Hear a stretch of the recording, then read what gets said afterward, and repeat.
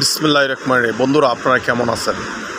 নিশ্চয়ই ভালো আছেন আর ভালো থাকেন, এই শুভকামনাই করি। আমি অমর মোহনের সালমান শাহর ভক্ত হীরা শাহ এই মুহূর্তে আছি নিকুঞ্জ কিলকেট, ঢাকা, বাংলাদেশ।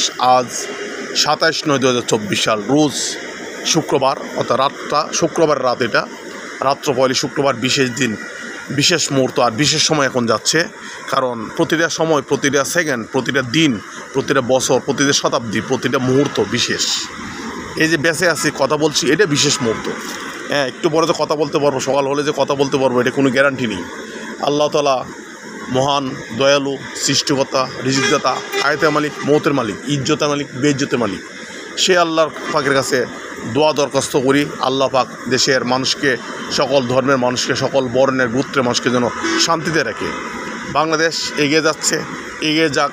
ডক্টর ইউনূস এর মাধ্যমে, যেহেতু তত্ত্বাবধায়ক সরকারের প্রধান উপদেষ্টা, উনি শিক্ষিত ব্যক্তি, সুশীল সমাজের মানুষ, সারা পৃথিবীর যত শিল্পপতি, যত প্রেসিডেন্ট, যত খেলোয়াড়, যত সিনেমার তারকারা, যত বড় বড় ব্যবসায়ীরা আছে, নন ব্যবসায়ীরা আছে, ডক্টর মোহাম্মদ ইউনূসকে সবাই চিনে এবং জানে।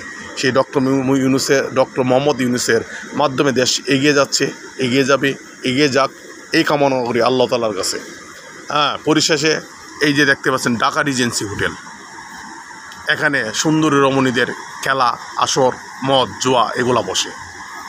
বা ঢাকা শহরে যত কোটিপতি, সারা বাংলাদেশ যত কোটিপতিরা আসে, এখানে আসে একটু সময় রিল্যাক্স করার জন্য, অত আনন্দ ফুর্তি করার জন্য। এই ঢাকা রিজেন্সিতে কিন্তু যারা রাতের বেলা আসে, হোটেলে যারা ওঠে, তারা কিন্তু নামাজের উদ্দেশ্যে উঠেন, জিকিরের উদ্দেশ্যে উঠে না। তারা কোনো ভালো আমলের, ভালো কাজের জন্য উঠে না, বিনোদনের জন্য উঠে। সেই বিনোদনটা কি? সুন্দর রমণী নিয়ে একটু নাচানাচি খেলবো, দুলবো, এভাবে টাকা তাদের অপচয় করবে। আল্লাহ তাদেরকে এইভাবেই অপচয় করার মতো তৌফিক দিয়েছেন, এভাবেই করবে। আল্লাহ যাকে যেভাবে তৌফিক দেন সে সেভাবেই করবে। তবে নিয়তটা ভালো করতে হবে, নিয়তটা সৎ করতে হবে, স্বতঃস্ফূর্ত টাকাটা ব্যবহার করতে হবে, সৎ উপায়ে ব্যবহার করতে হবে, সৎ উপায়ে কামাতে হবে। আল্লাহ পাকের কাছে লাখো কোটি শুকরিয়া। আমি সালমান মুক্তি হীরা শাহ, মধ্যবিত্ত পরিবারের সন্তান। আল্লাহ পাক আমাকে সুস্থ রেখেছেন, সুন্দর রেখেছেন, কথা বলার তৌফিক দিয়েছেন, আলহামদুলিল্লাহ। আমি যেখান থেকে কথা বলছি, যার বাসা থেকে কথা বলছি, উনি হলেন আমার প্রিয় দাদা, আমার প্রিয় মানুষ। ছোটোবেলা থেকে আমি যার ভক্ত, আমি সে কলেজ জীবন থেকে দাদাকে চিনি, জানি এবং দাদার পিছনে আজ পর্যন্ত আসি। দাদা অধ্যাপক ডাক্তার রফিক চৌধুরী, ওনার সাথে আমার প্রায় বিগত 24 বছর ধরে সম্পর্ক। সেই 24 বছর আগে যখন কলেজে পড়তাম তখন থেকে সম্পর্ক এখনও চলমান। আমার প্রিয় দাদা অধ্যাপক ডাক্তার রফিক চৌধুরীর সাথে সম্পর্কটা আমার এখন চলমান, ইনশাল্লাহ মৃত্যু পর্যন্ত চলমান থাকবে।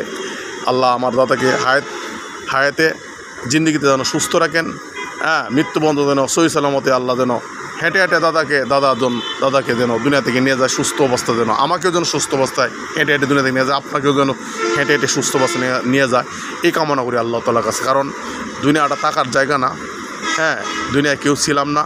এই যে ঢাকা রিজেন্সি হোটেল, এটা কিন্তু আজ থেকে 20 বছর আগে ছিল না হোটেলটা, আবার 20 বছর পরে থাকবে কিনা এটা কোনো গ্যারান্টি নেই।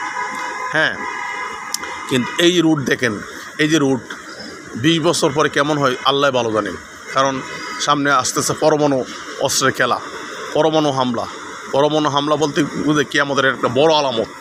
পৃথিবীর পরমাণু হামলা শুরু হলে পৃথিবীর প্রায় 90% উপরে মানুষ মারা যাবে, 90% প্রাণী মারা যাবে, 90% গাছগাছালি মারা যাবে। যেগুলো মানুষ বেঁচে থাকবে এরাও তার সুস্থ সবল থাকবে না। আল্লাহ পাকই ভালো জানেন কী অবস্থা হয়।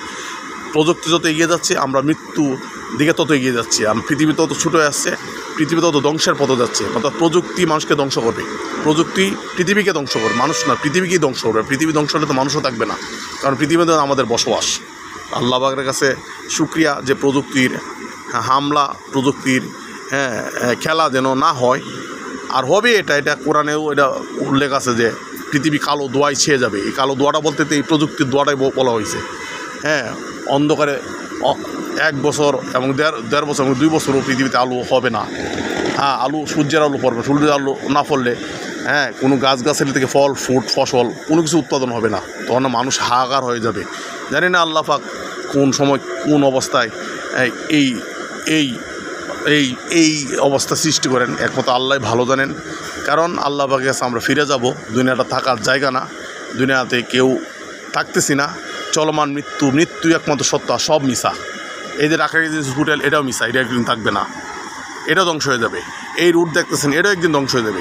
আমি হীরা শাহ, আপনি যিনি আছেন, আমরা সবাই ধ্বংস হয়ে যাব।